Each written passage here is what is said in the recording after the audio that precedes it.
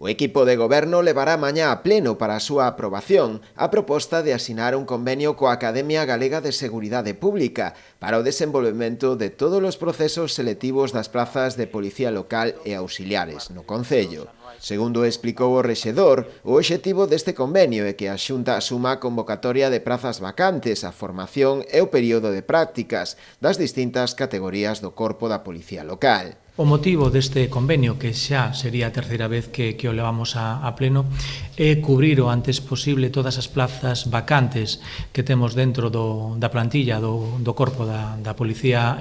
Local, que se foi mermando estes últimos anos debido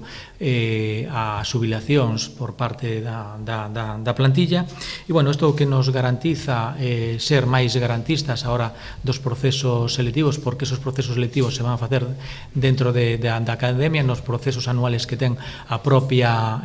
Academia ano tras ano, e que o proceso selectivo sea o máis rápido posible e poder cubrir o antes posible esas plazas, bueno, para darlle os mellores servicios aos veciños e veciñas de